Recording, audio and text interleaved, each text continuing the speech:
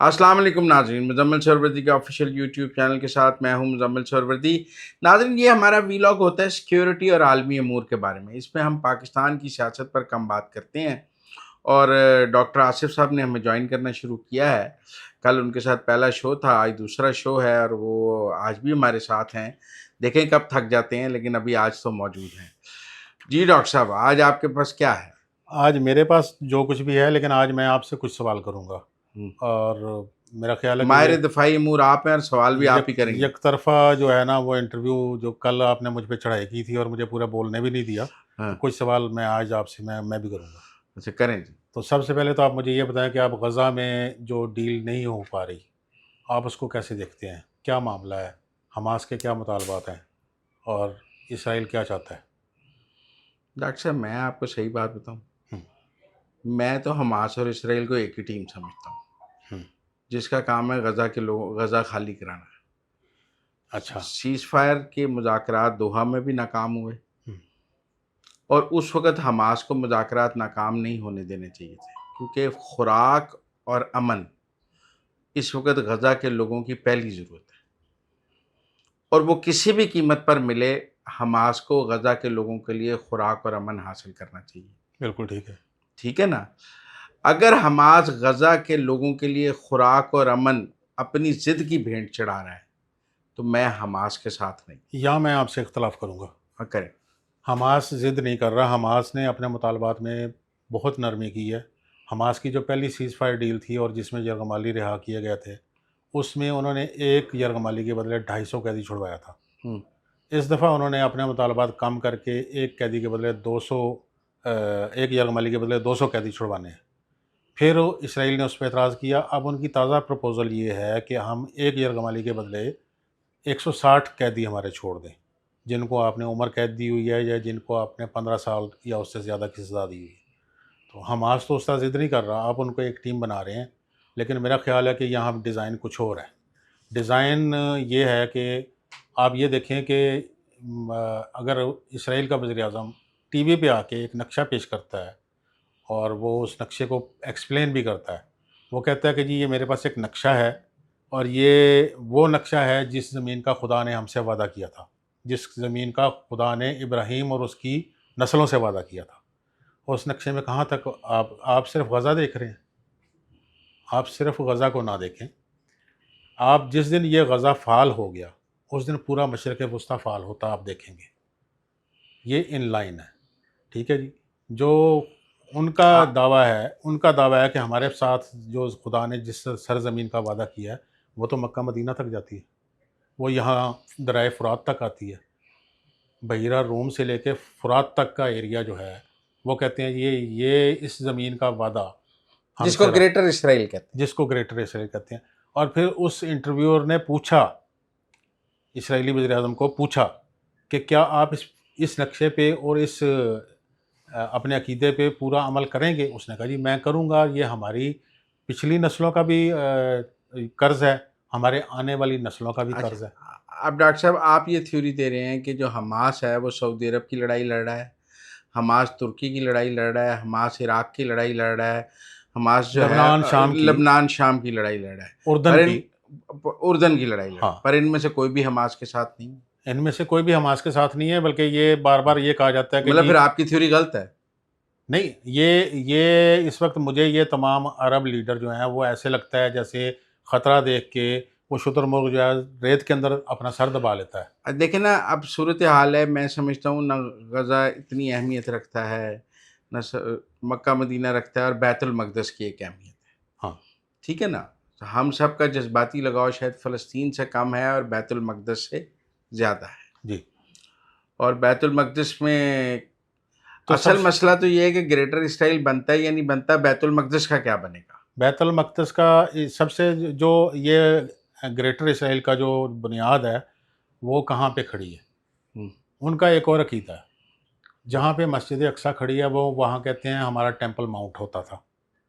وہ مسجد اقصیٰ کے نیچے ٹیمپل ماؤنٹ کیا ہے؟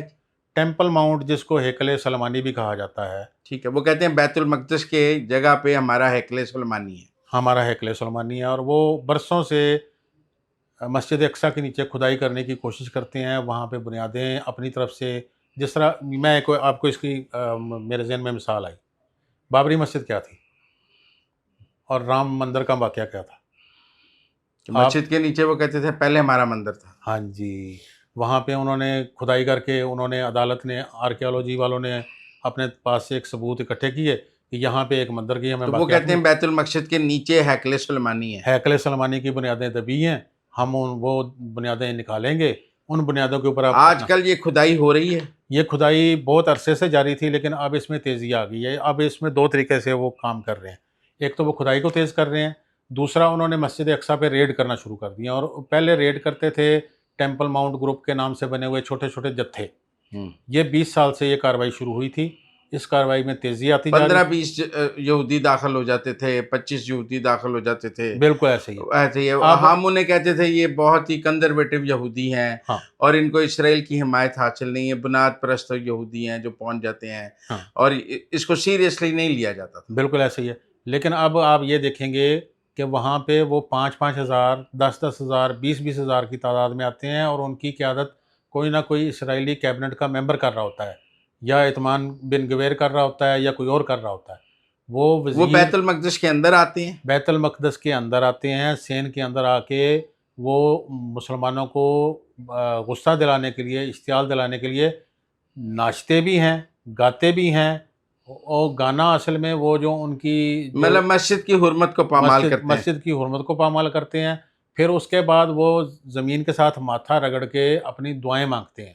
مطلب اس کو سینیگال بنا لیتے ہیں، اس کو سینیگال بنا دیتے ہیں. اور وہاں پر اپنی یہودی عبادت کرنا شروع کر دیتے ہیں. اور یہ مسجد اقصیٰ کی گورننگ کے لیے سلطنت عثمانیہ کے دور سے ایک ایگریمنٹ موجود ہے جس کو اسٹیٹس کو ایگریمنٹ کہتے ہیں.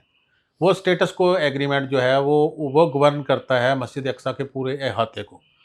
لیکن جارڈن کا کنگ مسجد بیت المقدس کا متولی ہے نا، وہ تو خاموش ہے. وہ تو نہیں کہہ رہا، ڈاکٹر آصف کہی جا رہی ہے، وہ تو یہ بات نہیں کہہ رہا. جو اب اگر میں ان کی شان میں گستاخی نہیں کرنا چاہتا، لیکن وہ امریکہ کے پٹھو ہیں، کنگ آف جارڈن وہ امریکہ کے پٹھو ہیں، اس لیے خاموش ہیں. وہ اس لیے خاموش ہیں وہاں پہ. اب بیت المقدس میں مسلمان بھی تو جاتے ہیں نا نماز پڑھنے. مسلمانوں کا داخلہ پچھلے 20 سال سے سسٹمیٹکلی کم کیا گیا. اس غزہ کی لڑائی میں کم کیا گیا. غزہ کی لڑائی میں تو اب مسجد ہفتہ ہفتہ بند رہتی ہے، مہینہ بھی بند رہ سکتی ہے. وہ جب چاہتے ہیں وہ بند کر دیتے ہیں. یہ مسجد کی انہوں نے 20 سال سے اس میں ریسٹرکشن نہیں. اب جب 7 اکتوبر سے غزہ میں حماس اور اسرائیل کی لڑائی ہے، اس کے بعد سے بیت المقدس کی مسجد بند ہوئی ہے. بیت المقدس بند بھی ہوتا ہے، لیکن وہاں پہ سب سے بڑا مسئلہ یہ ہے کہ اب انہوں نے نوجوانوں کا داخلہ بند کر دیا تاکہ کوئی نوجوان مسلمان وہاں مزاحمت کے لیے موجود نہ ہو جب جتھے آئیں، اور وہ آرام سے اپنی کاروائیاں کرتے رہیں. انہوں نے انہوں نے ایک ایج لمٹ لگا دی ہے. اب مسجد میں داخل ہونے کی بھی عمر ہے. 50 سال سے کم عمر کا آدمی مسجد میں نماز ہی نہیں پڑھ سکتا بیت المقدس. اچھا. اور اس کا مطلب یہ ہے کہ تاکہ جو یہودی جتھے آئیں ان کے آگے کوئی نوجوان لڑے نہ، اور بالکل کوئی مزاحمت. پر اب تو سنا ہے 50 سال کو بھی 60 سال کر دیا. 60 سال کر دیا انہوں نے. 60 سال کر دیا تاکہ بوڑھے لوگ آئیں اور ان کے سامنے اگر یہودی جتھے 5000 10,000 کے آئیں تو پھر اصل مسئلہ تو بیت المقدس ہے نا، غزہ تو نہیں ہے اصل ایشو. اصل مسئلہ بیت المقدس ہے. اس سارے تنازع کا بنیادی جو جب سے مشرقی بیت اور ساری مسلم امہ کو یہ بات پتہ ہے، صرف ڈاکٹر آصف کو تو نہیں پتہ نا. ساری مسلم امہ کو پتہ ہے، اور ہم سب خاموش ہیں. شہزادہ سلمان کو بھی پتہ ہے، محمد بن سلمان کو بھی پتہ ہے، اردن کے شاہ کو بھی پتہ ہے، ترکی کے نہیں، اور طیب اردگان کو بھی جو پتہ ہے. امت مسلمہ کا خود کو نیا لیڈر کہتا ہے اس کو بھی پتہ ہے. وہ امت مسلمہ کے لیڈر جو ہیں وہ تو اسرائیل کے ساتھ تجارت بھی کرتے ہیں. تو حالانکہ محمد بن سلمان نہیں کرتا. طیب اردگان کے اسرائیل سے تعلقات بھی ہیں اور تجارت بھی ہے. بالکل ہے. چلیں آج اتنا ہی کرتے ہیں، پھر آگے اگر جو حماس نے اپنی شرطیں نرم کی ہیں، اگر گریٹر اسرائیل کا کوئی پلان ہے تو میرا خیال ہے ان شرطوں پر بھی نہیں مانے گا اسرائیل. وہ نہیں مانے گا. یہ ان کا ڈیزائن ہے. پھر وہ لڑائی چلائیں گے. بالکل چلائیں گے. اور پھر جو غزہ کے لوگوں کو ڈسپلیس کرنا ہے کہ یہاں سے غزہ کے سارے فلسطینیوں کو نکال دیا جائے، دنیا کا کوئی ملک ہے جو ان سب کو لے لے؟ دنیا کا کوئی ملک، سوڈان، جنوبی سوڈان. جنوبی ساؤتھ سوڈان. ہاں جی، جنوبی سوڈان اگرچہ خود تنازعات کا شکار ہے، وہاں پہ خانہ جنگی بھی ہے، لیکن ان کی معیشت اس قدر دباؤ کا شکار ہے اور وہ وہاں پہ سیکیورٹی مسائل بھی ہیں، تو امریکہ نے ان کو کچھ گارنٹیاں دی ہیں. انہوں نے کہا جی ہم آپ کے تنازعات بھی ختم کراتے ہیں، آپ کے دہشت گردی بھی ختم کرتے ہیں، آپ وہاں پہ کوئی ایک ایسا ایریا چنیں جہاں پہ آپ یہ 10 لاکھ یہ غزہ کے سارے، یہ کتنے لوگ ہیں غزہ میں جو ہیں؟ 10 لاکھ لوگ ہیں. 10 لاکھ لوگوں کو سوڈان بھیجنا ہے. سوڈان بھیج دیا جائے، اس کے بدلے سوڈان کو اور معاشی، پیسے کون لگائے گا؟ اس پہ پیسے قطر لگائے گا، یو اے ای لگائے گا. فلسطینیوں کو فلسطین سے نکالنے پر پیسے لگائیں گے قطر اور یو اے ای. متحدہ عرب امارات. ٹھیک ہے، آج کے لیے میرا خیال ہے لوگوں کو اتنا ہی ہضم کر لینے دیں، مظاہرے نہ شروع ہو جائیں. یہ چین اور بھارت کی صلح ہو گئی. ڈاکٹر صاحب کیا کمال صلح ہوئی ہے نا. دیکھیں نا، مودی نے پتہ کھیلا ہے. اس نے کہا امریکہ ناراض ہوا ہے، 5 منٹ میں اس نے چین سے صلح کر لی ہے. چینی وزیر خارجہ دلی پہنچ گیا ہے، سب ٹھیک ہو گیا. کیسے ٹھیک ہو گیا؟ ہاں، آپ کیسے اس کو دیکھتے ہیں؟ چینی وزیر خارجہ دلی میں ہے. چینی وزیر خارجہ صاحب 3 دن کے دورے پہ دلی میں ہیں، لیکن اس کے بعد پاکستان آ رہے ہیں. وہ کیوں آ رہے ہیں؟ وہ تو سمٹ ہونی نا، کابل والی اور افغان والی وہ جو تھی، اور وہ یہ جس میں سفارتی دورے، افغانستان پاکستان چین کی ایک سمٹ بھی تو ہونی تھی نا. یہ سفارتی دورے بڑے حکمت عملی کے ساتھ طے کیے جاتے ہیں. ان کا شیڈول بہت سوچ سمجھ کے بنایا جاتا ہے. اگر چین کا وزیر خارجہ نئی دلی سے ہو کے واپس بیجنگ چلا جاتا یا کسی اور ملک چلا جاتا، تو پھر آپ یہ کہہ سکتے تھے کہ صلح ہو گئی اور انہیں سب طے کر لیا اور ہمیں چھوڑ دیا. نہیں، ان کا نئی دلی سے اسلام آباد آنا اس بات کی یہ یقین دہانی ہے پاکستان کو کہ ہمارے تعلقات اپنی جگہ کھڑے ہیں. ہم انڈیا کے ساتھ جو بھی ہماری روابط ہیں، مصروفیات ہیں، وہ اس پہ آ کے اعتماد میں بھی لیں گے، اور ایسی کوئی بات نہیں. جیسے ہم امریکہ سے آ کر چین کو اعتماد میں لیتے ہیں، بالکل ایسے چین دلی سے آ کر ہم کو اعتماد میں لے گا. بالکل لے گا. اگر ہمیں امریکہ جانے کا اختیار ہے تو چین کو دلی جانے کا اختیار ہے. بالکل اختیار ہے. تو اور یہ کر کیا رہے ہیں دلی میں چینی وزیر خارجہ؟ کو نئے معاہدے ہو رہے ہیں، ویزا پابندیاں تو پہلے ختم ہو گئی ہیں چینیوں پر انڈیا کی. وہاں پہ آپ اس کو کسی حوالے سے کوئی بڑی وہاں پہ آپ کو پیش رفت نظر نہیں آئے گی. اس میں ان کی صرف 2 ایشوز ہیں جو فوری توجہ کے ان کے ہیں، لیکن ان کی بھی وہاں پیش رفت نہیں ہوئی.